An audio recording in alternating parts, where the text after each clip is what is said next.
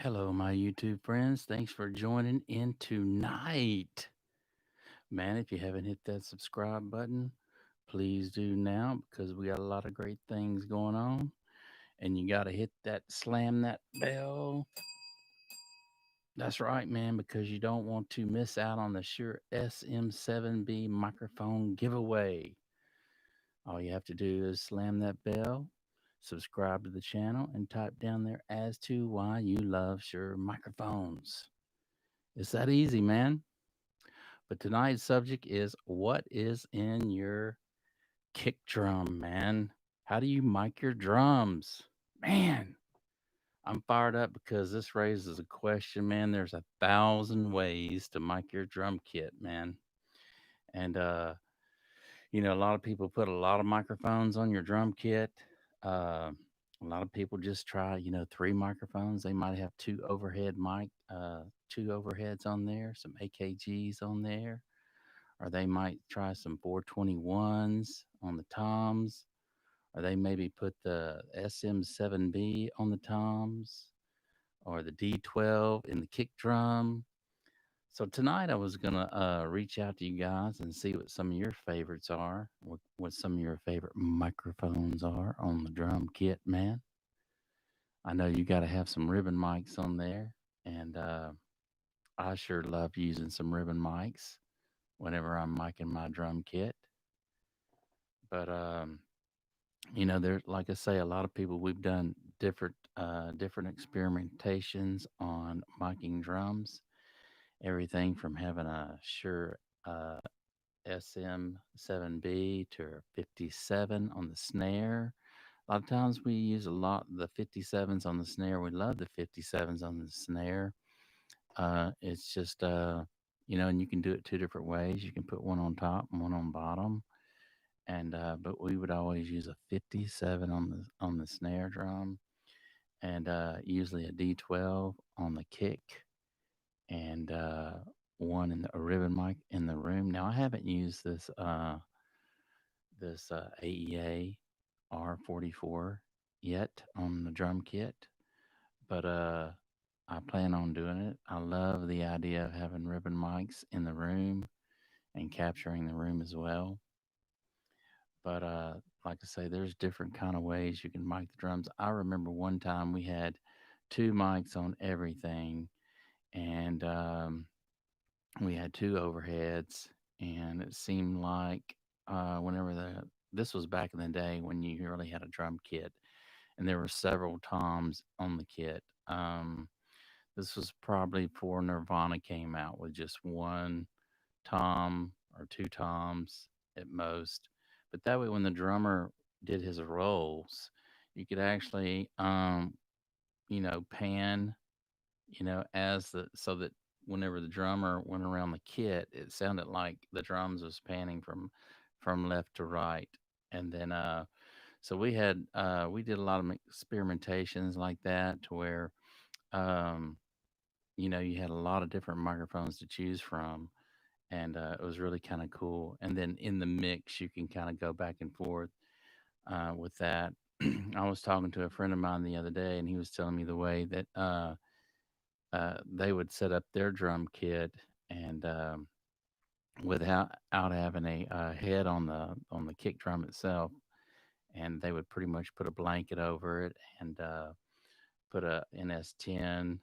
They wired it up to where it was catching the bass drum, and they pretty much cover the whole kit itself, and do that. And so there's just a lot of different ways to actually get a good sound on a drum kit, and it really probably depends on what type of music that you're recording and how you want to set up your microphones on that kit.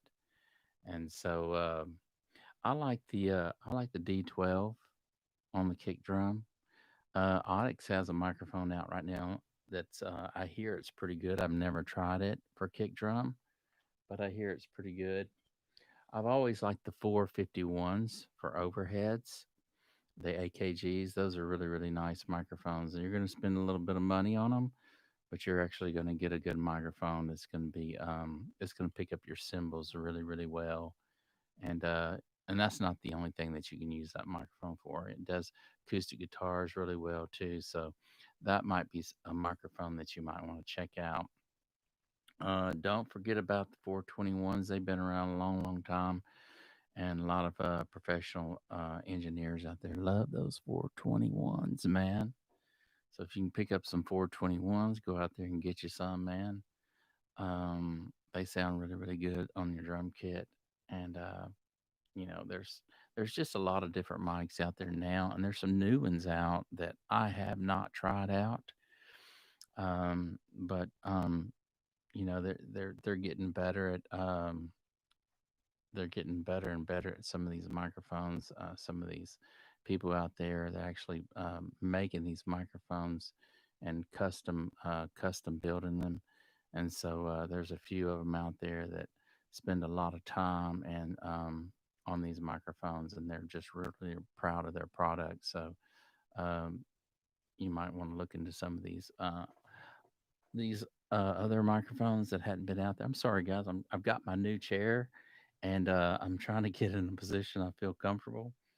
But I was going to tell you, man, they've got this D12 VR out now. If you guys ever tried that microphone and kick drum, let me know. I'd like to know about that one, man. But also the M160. The M160's been out a while. It's a ribbon microphone, and I've heard that Eddie Kramer actually used that microphone back in the day, recording Led Zeppelin, and loved that microphone, man. I've never used it, but I heard a lot about that microphone. And if you guys ever used that microphone, that might be one you want to look into to use. Now, what he did with that mic was actually just put one right over the kit, and I want to say he put one. I'm not sure what kind of mic he put on the kick drum, but he had one on the kick. He had one over the whole kit in the center of the kit, which was the 160, and then a ribbon, and then he had another room ribbon microphone, and then one on the snare. So it wasn't like he had a whole bunch of microphones on that kit to create that big huge sound. But I think a lot of it has to do with the style of music that you're recording, as to the application, how you want to actually track your drums.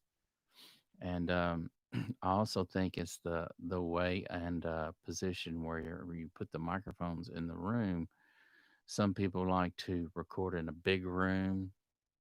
If the acoustics are really, really nice in that room, they like to record their drums in a big room.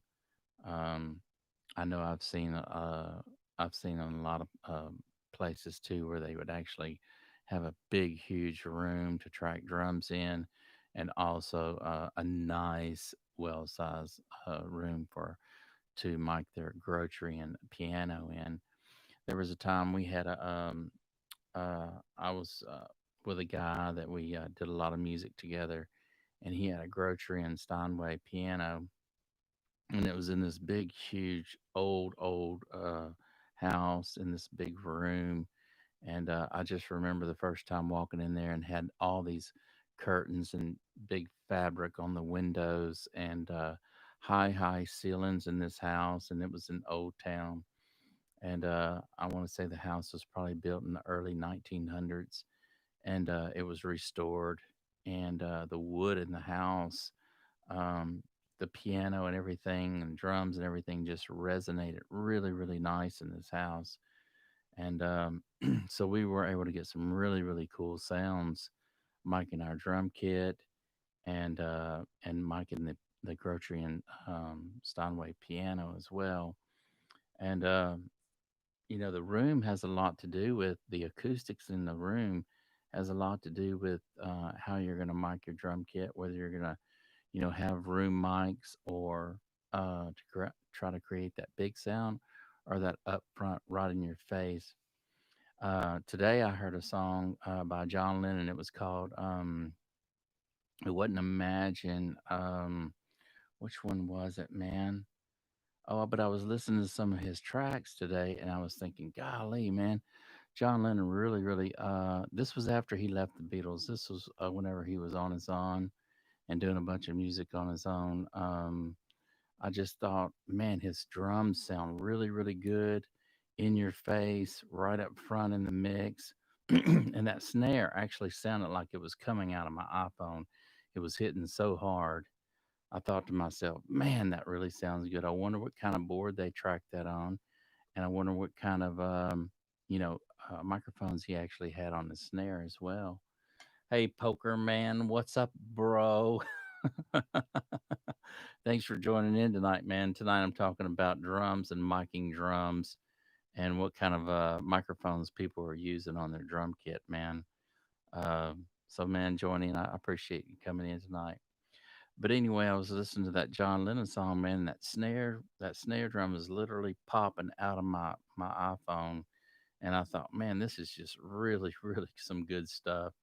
And it seems like I read at one time that he had that John Lennon used the Trident board on on a lot of his tracking after he left the Beatles, but I'm really not sure what if that was on Imagine or some of his other songs that I heard and today. But yeah, you can do a lot, man, with miking your drum kit in different kind of ways, and using these different really cool microphones out there, man. I love these ribbon mics, man. You got to have a ribbon mic or two on your drum kit to really make it come alive. Um, but there's a lot of good ones out there, man. There's a lot of good pencil mics, but you can't go wrong with that Shure 57 on the snare, and so you got to get that, man. But a friend of mine was telling me about a kick drum the other day. He said he was going to join in tonight, and he was telling me about a kick drum mic that he really, really liked to use, and I forget the name of that microphone that he was talking about. But maybe he'll join in a little bit and remind me. But yeah, man, there's just a lot of different ways how to mic the drums, and I like simple. And for the style of music that I like to record and like to play, I like to keep things simple. And you can always add triggers or other things in the mix later on if you need more to it. But these days, a lot of drummers aren't really using a lot of toms on their drums. They may just record with. They may just have one tom and then a floor tom, and that's it. And that's their whole kit, other than the kick drum and some cymbals and snare. Telefunken, is that it, Dennis? Is that the kick drum you were talking about? Anyway, I forgot which one you were talking about that you like to use on the kick, and but I was talking and saying that a lot of people these days are just using a very very simple kit to record drums, and Dennis is saying check my text, so I need to check my text, man. Okay, but yeah, man. Yeah, give me a call, Dennis. Give me a call. Let's put you on live, man. I want to hear how you mic your drums, you and Mick. How y'all like to Guzowski, how y'all like to mix your drums. This is gonna be interesting, guys. Hang in there and watch this, man. These are the pros here that I'm talking with. They're fixing to call me. That's him calling you right there. Dennis, Hey Randy, how are you doing, man? not bad at all. How you guys doing? How's everybody? Everybody's doing good, man. I had to crank you up. I actually had my phone on silence. And Oh, very good. No problem. man, I'm talking about a great subject tonight, and I'm so glad you joined in because everybody really wants to know how the pros are miking their drums and how they're really getting some good sounds out of their drum kit, you know? Sure, sure, sure. It's been definitely a huge learning experience because I was actually learning, listening to you guys earlier, and Nick isn't the only person that I've always worked in, at least in that capacity, that does that sort of thing at a very high uh, output type of level. Right. But then I work with a couple other guys that also try different things, and you try any one combination of those things at one time. But then it's also the approach, Hmm. because you also have to adjust your thought behind doing the capture based on what the drummer's doing, Right. and what the drums sound like, the room, Hmm. what you wanted to do in the music. um, the type of arrangement that the particular song has, and Hmm. all that really comes into play into how you're going to approach. If you get the chance to be the producer and engineer, sure, because a lot of the times if you're just engineering, you do what you're told, and okay, if that's too much of a sounds too. It sounds. I've been in situations where something will sound too nice for a production. Right. Right. It's like too polished. It's like no, no, no. We need to less microphone, so it sounds a little bit less polished, so to Hmm. speak. In Right. fact, I had that discussion with an artist recently. I did some tracks with him recently, and actually a year ago, and he sent some new roughs of the stuff that he had added since, and there's these strings, and they're amazing sound, and they sounded like they were done at Capitol Records or something. And I told him, I mean, they sound really nice, and they were certainly bring something new to the music, but they're just very disconnected to why originally what I originally set out to do with the tracks that I recorded. So it made his music, what I'd done with him, sound very detached and not necessarily connected to what was happening. It was still beautiful, and to probably the average person or the untrained ear, it'll be like, wow, it's an amazing song. But you know, ultimately, you want it to really stand out on its own, and not be hidden by ear candy. Right. You R- know, and right. I even went to I even questioned the fact that the string sounded like almost it was just too amazing sounding, and I even said that these kind of virtual instruments because they sound just too amazing, Hmm. and they just sounded. It made the rest of the material that I had recorded way too disconnected for my taste. At least I told them, it's not Right. what I had set out to do when we were originally doing your music. Hmm. I was telling everybody before you got on, I really enjoyed, the room had everything to do with it. And there was a time that I was in Mm-hmm. this old house downtown that was built in the early 1900s, real wood Sure. floors, big high ceilings. And we had a grocery and Steinway in there. And we had a drum kit in there. And we did some beautiful recordings, Dennis, with just very few microphones on those drums, man. Yeah. Even if you don't isolate everything, just a matter of placement, and it makes a huge difference, especially if the room can handle the volume of sound. Not necessarily the volume, but the sound pressure. Hmm. Because one thing is if a room bounces all that stuff around and it doesn't go anywhere but right into your microphone. And one thing is having a room that does naturally dissipate all that energy away from you, Right. which is what a properly built studio does. But Hmm. it's not to say that you can't do that in a regular place, because obviously there's more than enough examples throughout at least the history of recorded music, or at least the history of recorded popular music, that was done on rooms that today would be considered not very suitable for recording. Right. You know Right. what I mean?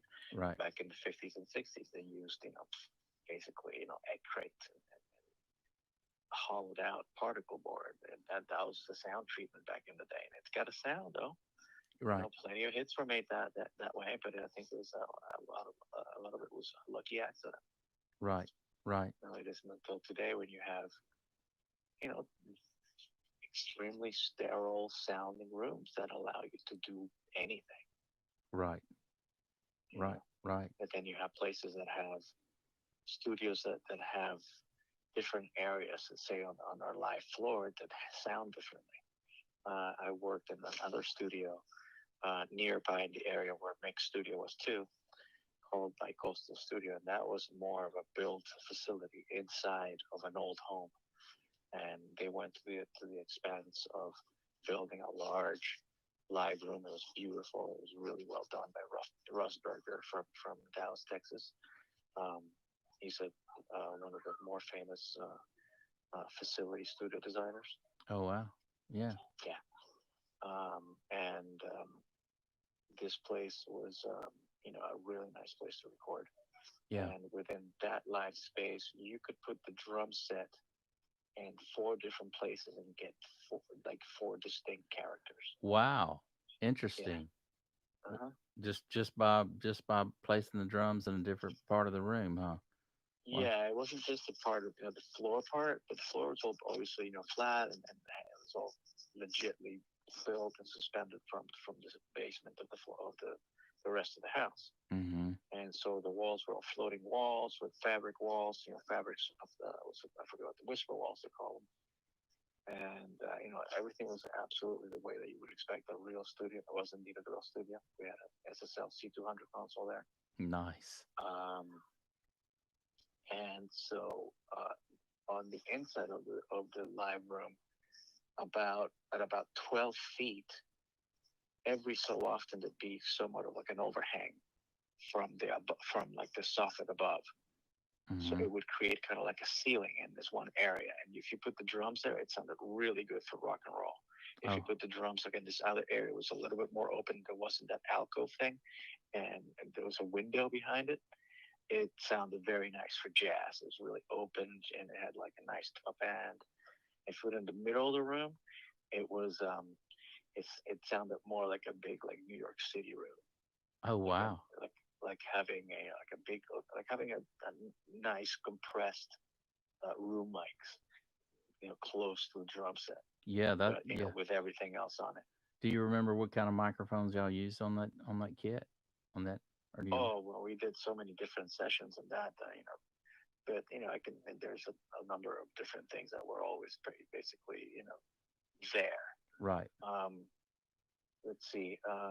You like the 421s, right? I mentioned those earlier. Did you like to use? Yeah, well, the 421s, at least in the sessions that I worked with, different people that I worked, were, for lack of a better term, the standard.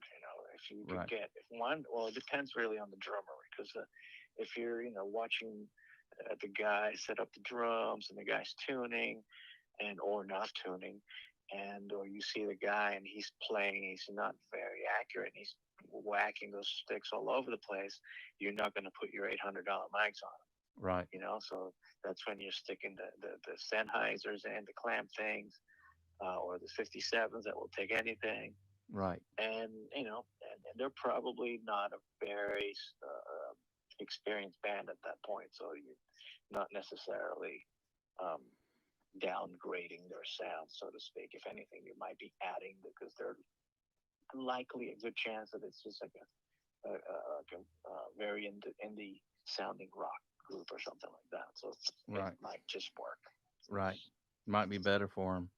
Right. Mm-hmm. But for, say, more experienced players, a better level where, you have people that have been playing drums for many, many years and spend not only a good amount of money on very good equipment, but the time to set up proper equipment and tune it properly and have good heads, and they have just a history of doing things properly. It makes your work a hell of a lot easier Right. because then all you basically have to do is just kind of, you know you hopefully will have an idea of the type of music that you're going to be recording with these guys, and your studio, so you know where you're going to set up the drums.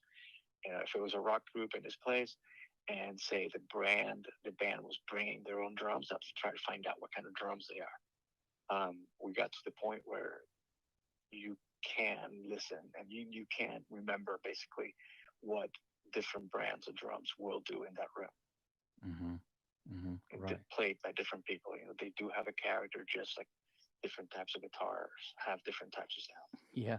Um, And a lot of a lot of times a good drummer, he might bring three or four different kind of snares with him. That's what he likes to or change it. more, or Mm-hmm. more. We Yeah. had guys that brought a whole trunk full of snares. Love it. Uh, yeah, and some will use them all, some won't. Some be like, okay, well, put a towel on it and call it a day. It becomes an issue of just having more tools. Just Mm-hmm. because you have all these mics doesn't mean you have to end up using them either. Right. Um, less is more. Keep it simple, stupid, as they say. Mm-hmm. Mm-hmm. But then, let's see, in this session, once we set up, at least I remember for the rock session, I remember this band was called Dark Empire. They're a heavy band. The main players, this kid Matt, they're not around anymore as that band. But, this kid went on to be the main like heavy metal guitar teacher at the School of Rock. Oh wow. So he's a very good metal player. Oh wow. Excellent, like ridiculous. So the kids that he had playing with him are also really, really good. You Okay. know, like beyond, it's just like floored about how good these people are. So at any rate, that cleared and out of the way. It's a matter of just miking these things properly. Mm-hmm. And I was working with this other kid as a producer, much younger. He's a Berkeley graduate, and he's himself a very excellent guitar player. Jeremy Kroll is his name. Okay. And back then he lived close to here, and now he lives in Los Angeles. And he's kind of more of he still does a lot of engineering, but he's very heavily into promoting his own career as a guitar player. Anyway, he was producing these records, and that was the first time that I had seen anyone using triggers on top of microphones. Oh wow. And You he know was what I doing mean? it. Yeah. Yeah, he was in essence recording, obviously, really good tones, and then mixing them with triggered samples Triggered samples. for everything, which to me was unheard of. It and whatever. It Right. sounded like way too much. Oh But wow. again, I was just the engineer, and I had to do it. Right. And I didn't. I didn't do any of the triggering after the fact because he had pre-processed all that stuff on beforehand. So Mm-hmm. that was something that he had done himself. Mm-hmm. But the process of what we were recording, we went basically. Let's see, we had. If I remember correctly, we probably had a D112 on the kick with probably an M149 outside of the kick Mm-hmm. Mm-hmm. with the NS10 woofer as a sub kick also with a tunnel. Mm-hmm. That was a pretty popular thing to do back then. Mm-hmm. Gets And then a trigger also. wow. So that was at least four inputs for the kick. The snare had the 57 in the bottom. We also put in the bottom, what was it, Josephson's, I forget what they were, the ones that had the side address. Um, actually, no, they have a little elbow. I forget the model of these microphones. Okay, that's not The Audix. brand, That's not Audix. no, Yeah. Josephson is the brand. Okay. Okay. Okay. And that we had, 57 in the bottom with a Josephson pointing towards the snare. And then on the top, we had also a 57, the trigger, and also a Josephson. I think it was a J58 or something. Let me look at the website. I forget their Interesting. model denomination. They're really good mics. They're not super affordable, but they're well worth it. And the fact that they have this elbow Right, where you can that actually. bends them down, you can Yes. place the preamp, just about anywhere with a decent stand, and Mm-hmm. then place the elbow anywhere where you need it really. And they were really nice. Oh, here, that's right. They don't have an elbow. They have this like lollipop looking top. Okay. It's the Josephson E22S. Wow. How much does it They run? also, How much does that puppy run? let's see, they don't sell direct. I have to go to Vintage King, match compare. Let's see, show me a price. Well, it's either the no, 1430 for one of them. Mm. So it does sound very good. Yeah. But again, seeing mics like these used with ribbons, I was just kind of like, why? But Mm-hmm. Right. again, I was just the engineer, and you got to do what they tell you. Right. But at the end, it sounded a little bit more processed than I would have done, and with a lot of extra work that I definitely would have never had done. Mm-hmm. But learned a lot, at least. Yeah. Then moving on to toms, they were all Josephsons. all dynamic, all condensers, all on the tops with their triggers, just placed on the top. What else? Then on the toms, on the floor toms, sorry, we had more D112s. Those were nice on those. Yeah. We try to stay away. This kid doesn't like the Sennheisers for some reason on the toms. He's much younger.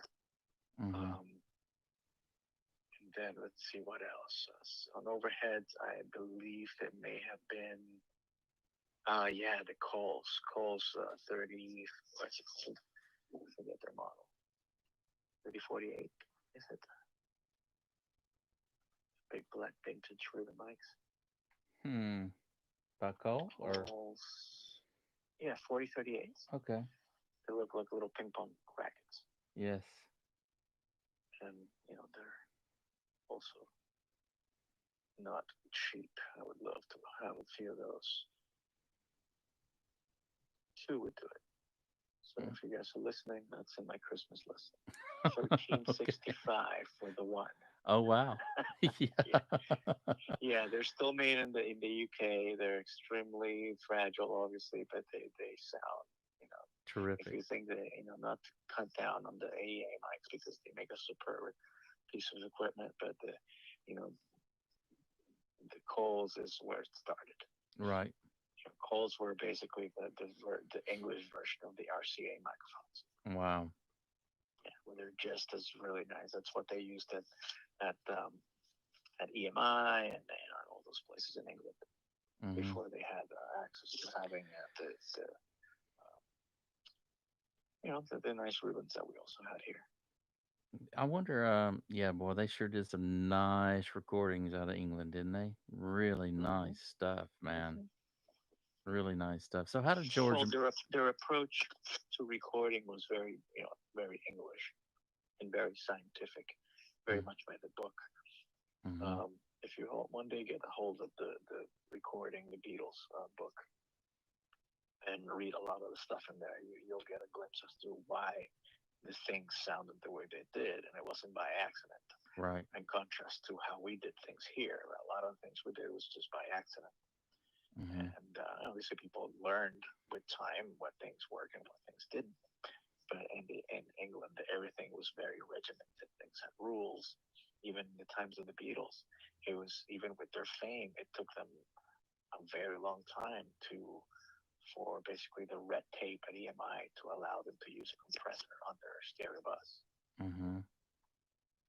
Wow. or make things stereo, or use a compressor during a Tracking. tracking session. Mm-hmm. Yeah, they had to go through this whole sending letters to people to see if they could do it, Yeah. because before they did things like that, no one did things like that.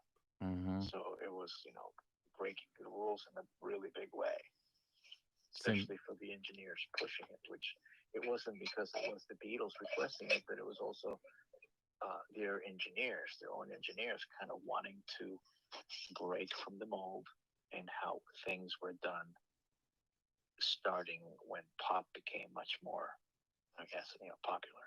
Not to sound redundant. Mm-hmm. When the Beatles came around at EMI, they were still doing things in terms of engineering, how they did, classical records. Wow. That's why, when people like Jeff Emmerich, which were the newer engineers at the time, were pushed to do things differently by demands of the productions. A lot of times when say this engineer Jeff Emmerich, who did a lot of the early stuff with the Beatles, was asked to, they wanted things to sound different, Mm-hmm. and his first instinct is to grab the microphones and put them closer to the source. Right. And that's where he had, the D12 or the D58 microphone, which are two of the ones that they were using back then. Puts it right up to the kick drum. Mm-hmm. Or he puts more microphones on the kit rather than just, one and a room mic sort of thing. That was one of the things they did back then, if there was drums on a production. Right. Right. because even before that, they were still using very few things to mic a whole bunch of different people and just placing people around it like we did up here. Mm-hmm. Wow. It seems like I read a But deal one time where Sam Phillips, he would just ride the faders. He'd know the right, song instead of compressors. That was out of the picture. He'd just ride the fader. He knew the song.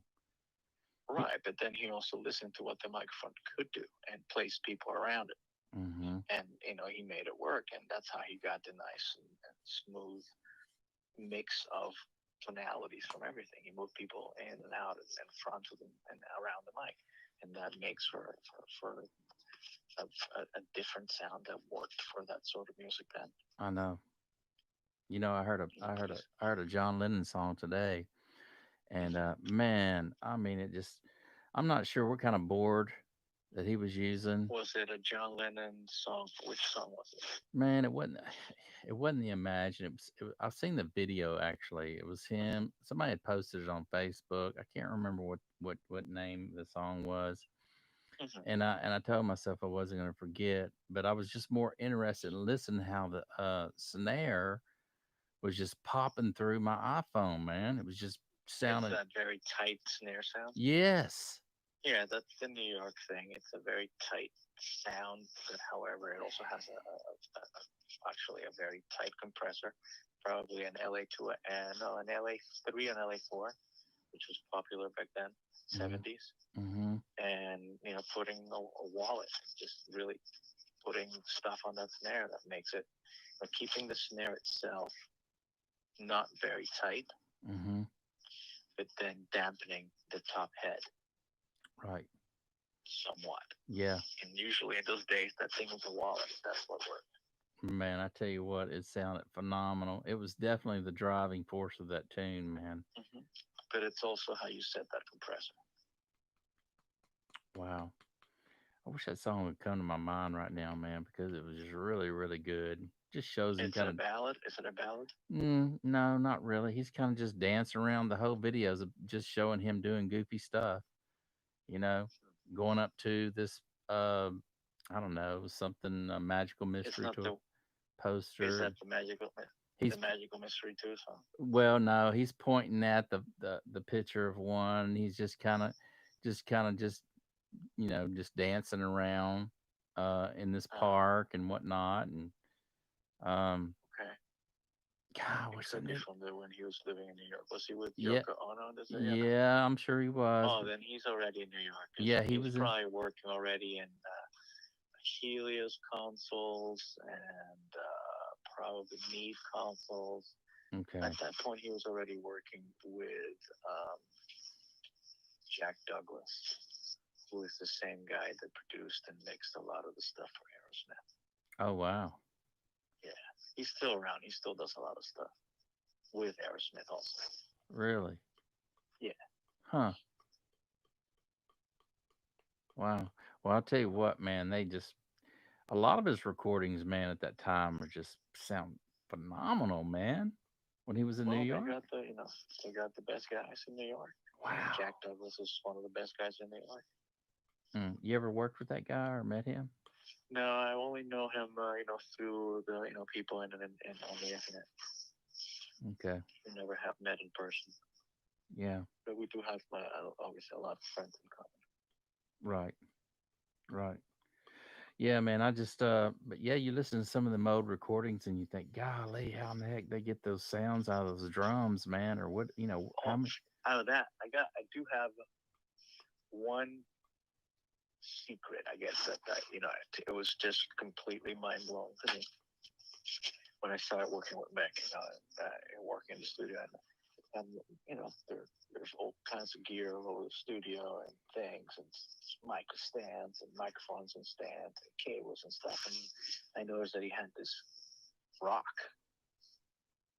It looked, like a big piece of granite, about I would say 8.5 by 5, about 2.5 inches thick, Wow. massive. And I was like, Mick, what's that for? He goes, he puts it inside the kick drum. Wow. A rock. Yep. Hmm. And what does that And do? it adds attack. and mass, Okay. and it also couples your drums, the kick drum to the ground, and basically big makes it heavier, so that it is actually making contact onto the ground a little better. Oh wow. Okay. Right. I see what you're saying. I see what you're saying. And so, yeah, and the sound is right off the bat, you notice it. Incredible. So Wow. you can get away with using, excuse me, I gotta sneeze. And they have these granite pavers at Home Depot or Lowe's, and those work really good too. They're not as large as the break that he had, but they work really well. It just has to be something that has mass, Right. and granite pavers have exactly.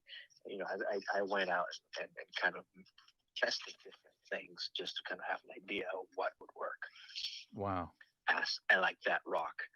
Did I have that? No, he took that rock to LA with him. Really?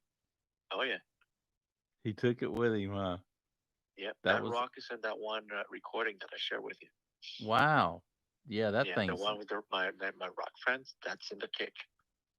that's amazing, man. I would have Yeah. never thought of that. I mean, there's people we put pillows and all kind of stuff in there to get, you know what I mean? No, and there's all that stuff is very little EQ.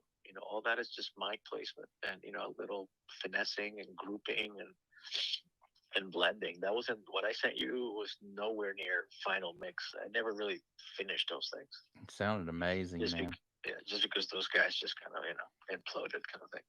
Hmm.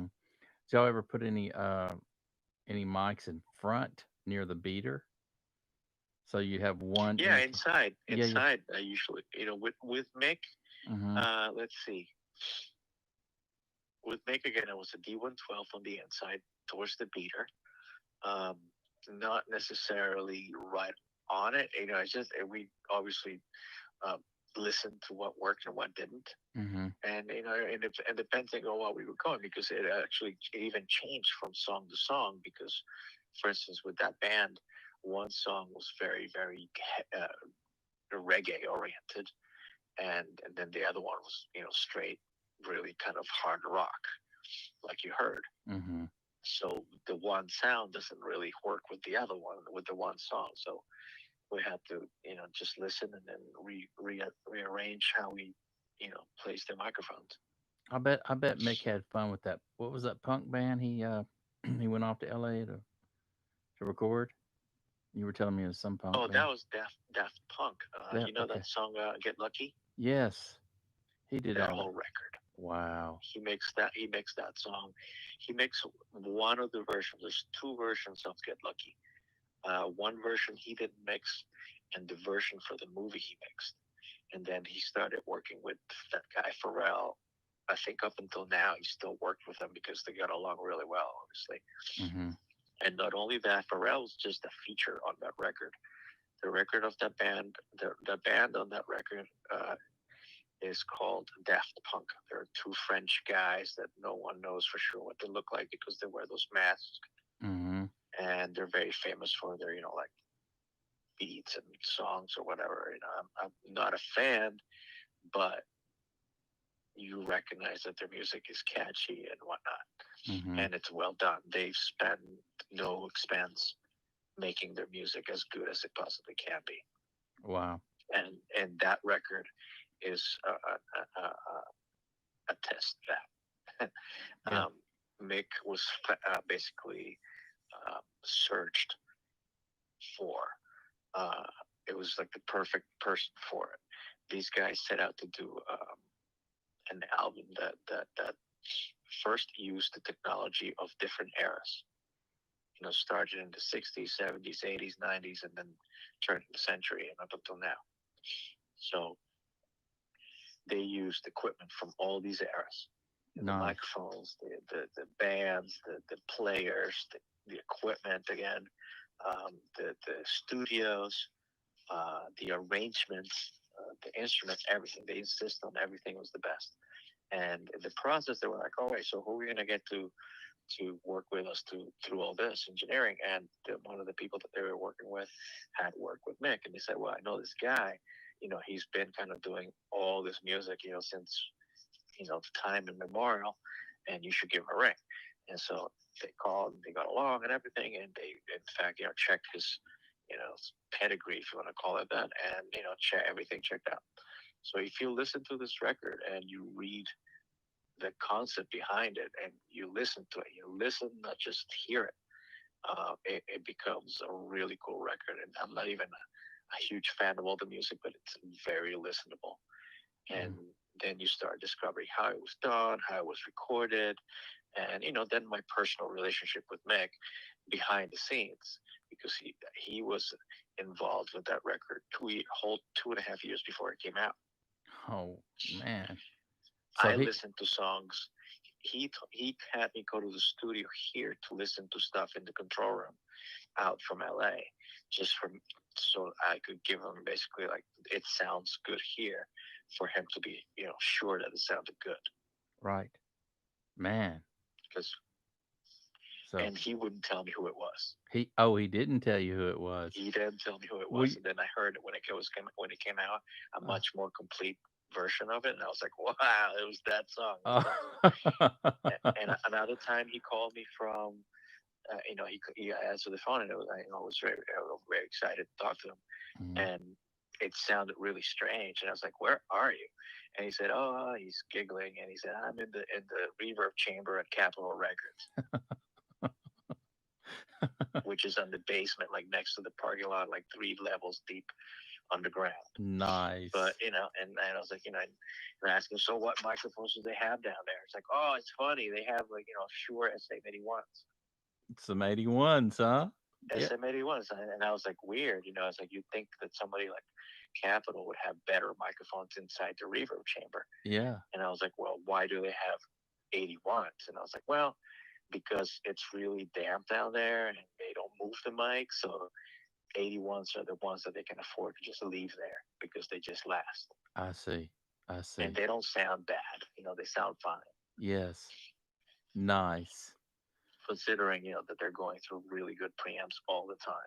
Yeah. So I'm sure an 81 at Capitol Records sounds like a Neumann anywhere else. Wow. Yeah, man. So that turnout turned out pretty good with the punk band, huh? I mean, as far as Mm-hmm. so it's one of those records you can listen to and it's just intriguing and it holds your attention the whole way through, or is it just is it The the whole thing is, again, it's a concept record and it plays very well. I mean, by the time the Get Lucky song comes in, it doesn't even stand out that much. hmm The whole record is very, very good. I highly recommend it. so In did the fact, I got it in vinyl too. It's so very good. did the artists themselves play a large role in how they wanted it Oh yeah, produced? they play everything they said goes. Nobody else. There was no producers. They produced it, Oh, nice. and they spared no expense. All the orchestras were done Capitol Records with real players. The way it was done, with Frank Sinatra mics and reverb chambers, and they used the Neve 88R both there, and the rest of the stuff was all recorded, I think, either in France by the band or by Mick in LA at Conway Studios on the Neve 88R. Mm. And that was a board you said you really liked a lot, huh? That knee board or Well, well, any Neve board is very good. yeah. I've never used the 88R. I Okay. would enjoy one. Mm-hmm. Um, you can get modules based on the 88R, both in 500 and like a rack version of them, Yeah. and they are very good. They have different, newer stuff is very good. They have the shelfer stuff, which are supposed to be like a whole new take on Neve. Mm, But then they do have the 88R modules from mm-hmm. AMS Neve, because there's different Neve companies. Yeah. There's AMS Neve, there's Rupert Neve, Yes. and then there's the older stuff Neve. That's just vintage stuff that's remaining. That stuff that they don't sell anymore. I was thinking Rupert was the one that was behind it all. So there was stuff He is, but he sold his licensing. He sold licensing to those products to other companies, and he okay. was in bed with a bunch of different ones. But then he restarted Rupert Neve Designs, and he's got the 5088 console, and he's got the Portico and all those little half rack units. And then Mhm. there's also AMS Neve, which bought his designs, but is not necessarily in business with him currently. It's just that Mr. Neve gets royalties from those sales. Nice. Nice. So Hmm. they're just pickups of what he, came up with, pretty much invented. Well, no, Rupert used to work for AMS Neve for a number of years, but then I think their contract ended and he just went on back on his own. In fact, I think he may have been even retired for a number of years, and he just after a while just kind of like started his company again. Okay. Especially when the whole analog thing started, that's when the whole when you started seeing the Rupert Neve stuff. I think all those little units that first started came out were funding the newer big the bigger larger part of the newer company, which is now able to produce those white Neve consoles that they have that you see. Mm. They're the 5088s. Yeah. They're actually really nice. They kind of like compete with the APIs of the same type. Yeah. Yeah. I like that But then API. but then you go to a company like AMS Neve, and they have the digital Neve consoles. They have Mm. like the 88R. They have the small studio version of them is called the Genesis, which is also really nice. It's like a 32 channel frame console. Nice. But you like the Oxford. Seemed like you were telling me you really like that Oxford Well, board. the Oxford was really nice because at least back then there was really nothing to it. It was digital controlled analog. The converters was really what set it apart. And even then, even now, at the the fact that the consoles only ran at a top uh, sample rate 48K still sounded tremendous. Mm-hmm. I'll send you another example here in a minute. Maybe I'll just post it on the webpage so people can listen to it too. Yeah. It's one project that I also assisted for a friend of Mick's from Rochester. He knows a lot of people all around the country and the world, and a lot of people used to come over and use the studio just to mix on the console.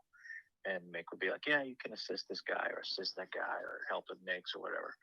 So this was a band from New Jersey that kind of mixed um, rock and jazz and lots of horns, and it sounded really nice. Nice. I didn't the mix itself. Obviously, it's not doesn't have a ton of effects or anything because the music itself didn't lend itself to it. Mm-hmm. But you can see kind of what the console just having signal run through it without too much did for the music. Mm-hmm. That console, as digital as it was, had a character to it, and it was really, really, really musical sounding to me. Mm-hmm. Mm-hmm. Yeah. So it And can there's you? plenty of records too that we did on that thing. Obviously, that won all kinds of awards. Mm-hmm. Nice, man. Yeah. So you were telling me about that Oxford board, man, when they had to come out and work work on it. They came out in that van and whatnot, and all these people jump out of it with the white suits and all. Yeah, when we offered Wow. it to the people at the Peabody, they organized a student event, and they come in with a large 26-foot truck with a lift gate. I insisted on the lift gate. I said no ramps. Ramps are not going to be good for that. And especially with inexperienced people, you have students. You have to be safe. You Right. can't be pushing hard labor on these guys anyway, especially since they were volunteering and just getting working for an extra grade. Right. And but everything went well. We got the equipment out. We saw the racks, and we saw the different sections of the console. I'll find the pictures of that happening, and you see how it went because I didn't know how to take it apart. We learned a lot that day, but it wasn't very difficult to do. Mm-hmm. And we had the assistance of the dean of sound or the scene of audio down at the Peabody, Mm-hmm. Ed Tetro. He's still very involved with the program there, and I would recommend it over any educational programs for audio. Um, the Peabody Institute at Johns Hopkins is excellent. Mm-hmm. Poker Man says everybody likes Draft Punk, Oh Daft yeah, Punk. jazz punk. That's right. Mm. Let me see. You'll see. Let me put it back in there. Yeah, there we go. Found the link. Nice. Yeah, post it in there where Let people me can hear it. see. Let me see. Let me see. I got some incredible bass kick drum sounds out of the old D12, man. The big square one, silver on one side, black on the other. You remember that one? Not the bullet. The old No, the original. the Yeah. one that wants more square. Yeah, you were Mm. talking about that earlier. And from what I know, the better one of those two is the D12E. Oh wow. But then there were also, I mean, obviously the D12 sounds fine too. But out of the two, what I know from people that had that got paid a lot more than I did is um, that that particular one, the E sounded better out of the two. But Mm. there's also the D58 and the D50, Mm. which had different settings. I can't remember exactly what the settings did, but they look kind of like the D12 but larger. And those were used earlier than the D12, and by people that recorded the Beatles and stuff. Mm-hmm. What about that VR? The The D12 VR is that Yeah. that newer one. Yeah. Apparently, it doesn't sound too bad. I've never used it, Yeah. but I know a couple of people that say that it isn't too terrible. Uh-huh. Again, it comes down to where you put it and how you use it. You know what I mean? Yeah, and the kit itself too, and the drummer, you know. Mm-hmm. So all that plays a large role. There's just so many factors that people will run into, and every day is different. So many different factors: Mm-hmm. mic placement, temperature, drummer, player, skins. Everything plays a large role in what kind of sound you're gonna get, man. Room. Exactly. Yeah, I just posted a link to a page from this band. They posted a link to the music that I did with them Hmm. when they came down to the name of mix studio back then was Barking Doctor. And Oh, I can give you guys the story behind that. yes, please do. They'd love. Okay. Well, when you're in the studio, you have, a lot of different things that will take your mind off of working. And Mick has this fascination with people with Tourette's. And there's this very, I guess, underground movie called Twitch and Shout that is basically a documentary about people with Tourette's. Hmm. And you know what Tourette's syndrome is? No, not really. What is that? It's kind of like a mental syndrome where people just kind of inexplicably yell out obscenities or Oh, snap. yes. They sound like they're mental or something like Right. that, Yes, I've and read. it's a Yes. thing. Mm-hmm. And so this movie's called Twitch and Shout. And Mick was fascinated by one guy in there who was a doctor, and his version of the Tourette's was like in the middle of a conversation. It would sound kind of like he's barking. Oh Like wow. he would be talking to me, and he goes, "Bah!" It sounds like a little dog. And Mick would just split laughing at this, and he called his studio Barking Doctor. Oh wow. Okay. That's Nice. why. Yeah. Yeah. I still have the video somewhere because he had the studio computer. The old Macintoshes had the little startup screen that showed the Apple. Mm-hmm. Yeah. He had it where it was a video of this guy barking. It was just a snippet, and I have that snippet somewhere. Oh wow. But the movie is on YouTube. It's called Twitch and Shout. Twitch and shout. It's a documentary about people with this disease, and some of it's funny, some of it's kind of like Yeah. Sad. sobering because it's people with the disease. Right. But that one part it is funny. Is the guy is the barking doctor. Mm. So that's how we So became barking doctor. nice. Nice. Yeah, man. It seems like I ran into somebody that did that, man. Just all of a sudden just blurted out loud. Real loud. Mm-hmm. Wow. Yeah, I ran into somebody like that in the train. I remember I even Um, I think I did. I try to record. No, I felt bad. I didn't record it, but I remember I texted Nick because it was kind of funny. Was bad as when they use foul language, you know. No, this guy wasn't cursing. This guy was like, "Damn it, damn it!" It was in the train coming home from the city one day. It's funny. Wow. Yeah, man. So can you post that so that Mm, everybody can check it out, or is that? I did. Oh wow. It Okay. should be in the chat right now. Huh. I don't know. I don't see it. I posted at 9:57. Huh. Well. Okay. See. Try it again. Because I'm not All seeing it. message are visible. Oh, now it doesn't post it. Okay, I'm gonna post it again then. Huh. Maybe because I had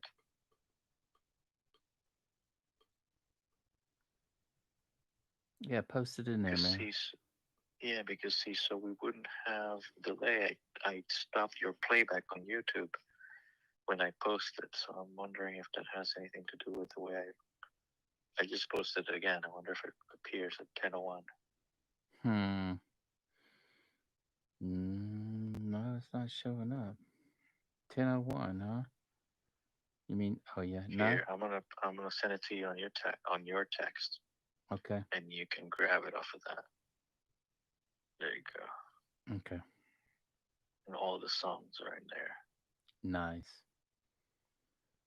Yeah, man. There's so many different ways to mic drums and stuff, and so Hmm. you Yeah, know. and this band was just obviously they just brought the multi tracks from I think they recorded in Rochester, Mm, and they were very well done. The guy's a very good engineer, and they just came to mix. But it was easy to mix because one, they were very good musicians and well played arrangements, and it makes it really good. mm-hmm. And then passing them through this equipment made it even nicer. Even nicer. Yeah. Hmm. So did y'all do that stuff on the Oxford board, or what did y'all do? Yeah, Yeah. this stuff is on the Oxford. Nice. And y'all had y'all got to actually use that board for how long? How many years y'all use the Oxford board? Well, I started when I started going there. It was what 2001, and we stopped using it in 2013. Mm, man, I bet you that was a sad day when you let that baby go. You know. It was weird. I mean, by the time we did the whole thing with the students, it was about a year or so after the last time we used it, so we had kind of come to terms with that. Not using it again already. Mm-hmm. Um, but it was kind of like a odd feeling every time you saw it. Because I got to I had to go back and forth to the studio and the whole process of breaking down the studio. So I got to see the place kind of emptying out as we went. So it was kind of sad to see that happen. Mm-hmm. So And so yeah, you get used to it. so if you had any advice for someone who just bought a kit, who just wants to start recording in their room, at their Hmm. house, they don't have a whole bunch of microphones, but they do have a little bit. They do have a 57. They might even have a 58 laying around. They Hmm. might even have a kick drum laying around. How would you Kick drum recommend kick. them? Yeah, how would you recommend Well, them? the thing is that the thing with drum mics that gets easy is that you can get a very good sound with just about any mic because they're loud. It's a loud instrument, so it's not going to be super difficult to get a proper signal out of it. Mm-hmm. You can use 58 for any drum on the kit. Yeah. Uh, I would I would suggest for any drummer or aspiring drummer to first try to get acquainted with their kit and maybe find some information online or wherever. Maybe talk to their drummer, to their drum teacher, or go to the local music store and ask someone to show them how to tune their kit. It Mm-hmm. makes a huge difference to know how to tune your kit, and you yourself will notice the difference, and it'll make your playing even better. It'll sound better. People will notice your sound better as a player, and it might even help your career as a drummer. Mm-hmm. Yeah. And then in terms of going to a studio to record, it instantly becomes a usable thing, and then you're not going to spend and or waste time that you could be using to record trying to get sounds of a drum set that just because you might not know that needs to be tuned, you're going to be in essence beating a dead horse. Mm-hmm. So the things to consider when a drummer is, one, get something that's decent quality. Don't get a budget set. A budget set's only going to get you so far. Yeah. Obviously work within your means, but try to get the best that you can afford. That isn't, PCP set or, very budget. Anything under $500, $600 is going to be very tough to have a professional and very thorough sounding kit. You're going to have to add many different band-aids, so to speak, to that shell for it to sound the way you expect it. Right. That's a big problem with a lot of people doing a lot of home recording. They cut corners in cost. Obviously, and I understand. People, you have to, you're not a professional studio, you're just recording tunes at home, but even the hobbyist expects quality. Mm-hmm. Definitely. There are ways to achieve it, even at a small budget. Like I was just going back to drums with very simple microphones, a couple 57s and a couple 58s, get you an incredible sounding kit. Mm-hmm. If you know how to place them properly. Right. You put one just outside of the opening of the kick. If you have an opening on the kick, just outside, just to have catch a little bit of the air, but you're still getting some of the attack. So those of you that are not particularly used to hearing the word attack, is just the part of the sound. Mm-hmm. Try to imagine the sound of a kick drum hitting the sound, hitting the beater, and in your mind, basically separating that sound in low, mid, and high. And it has all different things inside that thud. It's not just the low end thing. At 200, between 200 and about 400, all that meat of that kick is. So you're trying to listen for that before you start adding any kind of EQ or anything like that. Mm-hmm. Oh, right. But then also the part of the kick drum where it has definition, it's called the attack, is the tick part of it. It's right around between 4,000 cycles and as high up as really depending on the size of the kick drum, 47 and even 5,000 cycles, 5K. That has that sound, makes the kick drum not sound like a piece of cardboard. Yeah.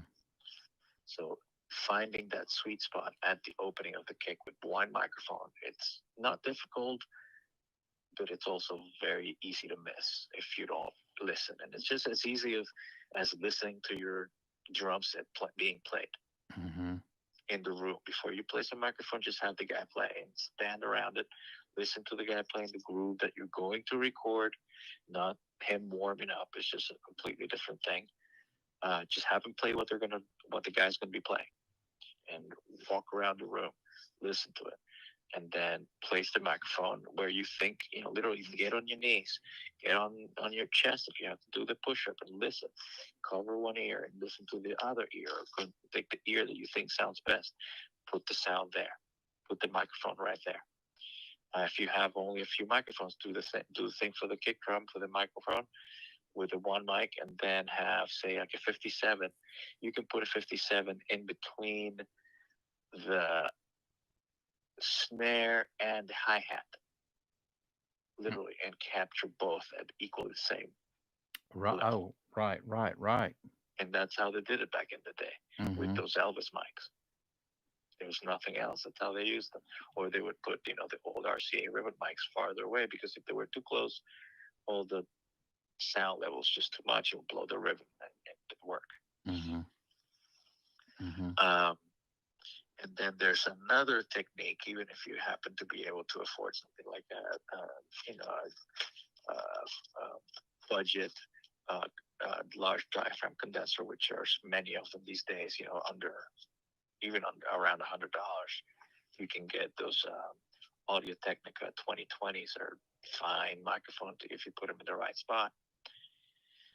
There's a guy in New York that does a lot of remote recording, and funny enough, his last name is Remote, or he goes by Steve Remote, Oh wow. and he does a microphone technique that he calls the Steve Remote drummer's knee technique.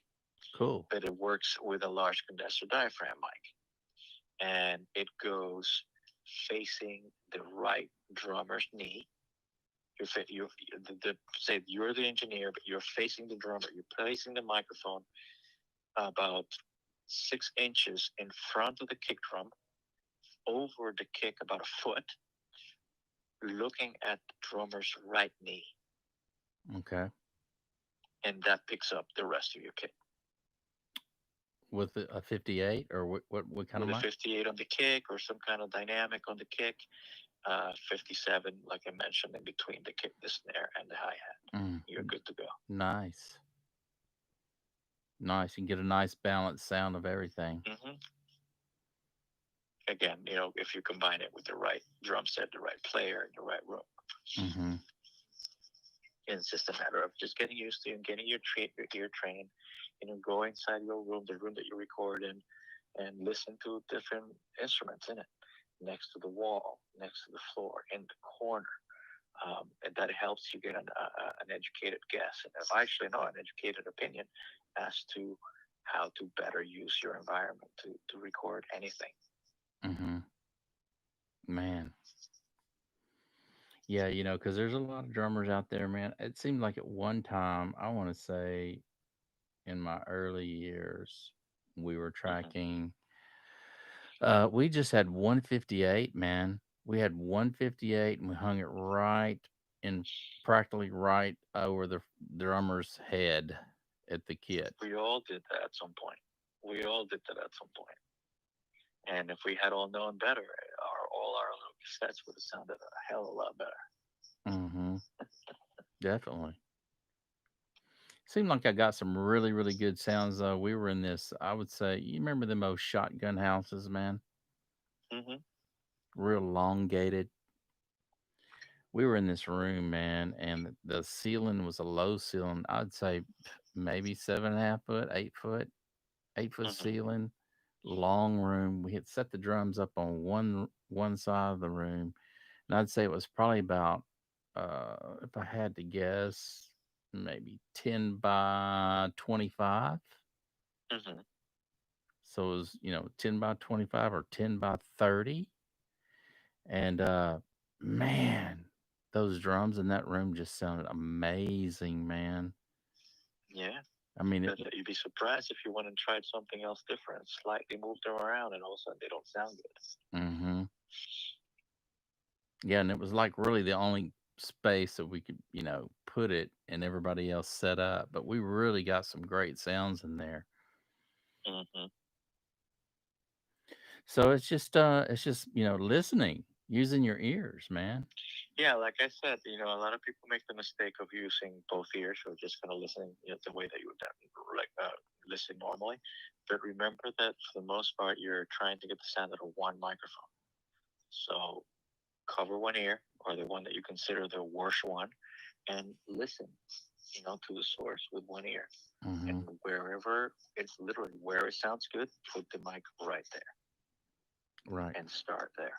Start there. And if depend that's where you start seeing what the microphone and what your microphone can do. Yeah. It's amazing, man. It's And amazing. then you compare. You compare. If you remember what you heard, you Mm-hmm. place the microphone. It sounds like it, or sounds slightly off. Mm-hmm. That's when you start. You start by moving the microphone, because then you're naturally at adjusting the tone before you start reaching for an EQ, unless you have walls of of of Equipment. of nice EQs. Right. But for people that's just starting out, they don't, man. They're just to the bare minimum, Yeah, you got plugs and stuff in the game. you know? A lot of people don't have they don't know that just by moving the mic, you save yourself the trouble of cluttering. a session Yeah. with plugins. Yeah. But there's that allure. If you have them, why not put them in? And that's the wrong mentality to go Right. about. Right. Right. Right. And that's with a lot of things, I always was taught, utilize what you have and get to know it to the best that you can with it, Exactly. work with what you got, A Exactly. lot of people get stuff, man, they never even go into the parameters of anything, you know what I mean? It's like Hmm. learn what you got, man, before you buy something else, man. Exactly. So I don't know, man. I thought that was really cool, man. You working on that guitar tonight, man. Putting in the Oh, that was tuners. my grandpa's guitar. Yeah. Yeah, man. That was cool, That man. he passed was almost 20 years ago, and I never knew that he played guitar. Wow. And when he passed, I didn't know until I went to visit. My grandparents are from the Canary Islands, which are off of the west coast of Africa, Mhm. and I didn't get to go there until about the year 2000 or so. And that's when I found out that both my grandparents were literally in a band, and that was just weird, you Wow. know, because there's a very typical Spanish thing. They got these funny dresses and stuff, and they play for tourists. Okay, Mhm. that was back then. They don't do that anymore. Both are passed. Um, but finding out that my grandfather played guitar was kind of strange. But then when he passed, I got his guitar, and it was kind of in not the greatest of shapes. I was missing some frets, and it was just kind of the bridge was uh, getting a little detached. So I did a little bit of research and got some tools and some proper materials, and slowly brought it back to life. And just over the holiday, I found a really good set of tuners for this classical guitar, and now they're on, Perfect. and it's really nice, and it sounds incredible. That's It's like awesome, the man. same thing like when I put the bridge on the bass. It just really brought the sound of it to a new level. To a new level, yeah. Wow. Well, all right, Dennis, man. I appreciate you joining in tonight, man. And My pleasure. I hope everybody gets a number of good tips on getting sounds from your drum. Never stop experimenting. and And remember, less is more. Keep it simple, stupid, like they say. keep Um, it simple, man. I know. Keep it hmm simple, man. And also, use the mirrors, man. That's why we got them, right? hmm Well, all right, Nice. And guys. yeah, put that link up there that I sent you, and I hope everybody gets a chance to listen to these tracks. Okay. They were again mixed through the Sony Oxford with not much external processing other than a little bit of EQ in the channels and probably some internal bus compression of the Sony kind. Mm-hmm. So basically the real version of the plugins. Mm-hmm. And I think in those days we printed to yeah, actually I remember, yeah, we printed to Annalise's Masterlink. Oh, nice. Yeah, Nice. that was the mastering um, format for about a year and a half Yeah. Yeah. because we were sending stuff to Bob Ludwig that way for about a year and a half. And he liked it like that, huh? Yeah, man. They It, sounded. it, well, it, people try different things that sounded good and were consistently good. Mm-hmm. Um, we used a different system for a while that was made by the company Rain that was called Pack Rat that consisted in a unit that, in essence, took the information from um, a D88 machine at 32 bits and put the digital information in the different tracks Mm-hmm. at different bit rates Oh, nice. for archiving. So it worked out. It's hard to explain, but I'll send you a link about it, and a lot easier if you read how it did it. Oh, that's But nice, it was man. brilliant. It wasn't audio; it was all digital information. Yeah. If you played those tapes on a D88 and expected audio, that's not what you were going to hear. Interesting. Because then on the other end, it had to be decoded with a similar machine, but decoding and going out to a D88 machine, which then translated the digital information to audio, and it worked Interesting. great. Interesting. Hmm. Huh. Yeah, I'll find the article. And then after Pack Rat, let's see what we did after Pack Rat. Let's say it was Pack Rat, then we did Master Link. Then I think we even did Pyramix a couple for a little while. Um, there was a company called Pyramix, obviously, and they built a DAW that was being used for mastering. It also did DSD and Super Audio CD. Uh, what's it called? I forget the word that they use for that. Publishing, and it was very powerful. It sounded very good. The company's not called Pyramix anymore. It's now called uh, Jesus, I forget the name of them. But it's a German, yes, German or Swiss company. I can't remember. Hmm. Hmm. Yeah, send those links to me, man. I'll check it out, man. And I appreciate you guys joining in tonight, each and every one of you, Poker Man. I appreciate your comments, product review, man. All you guys, thanks for joining in tonight with us. And Dennis, thank you so much Oh, as absolutely, man. My always. pleasure. We always I'll love send it. you some more links. Hope everybody enjoys the listening. Yes.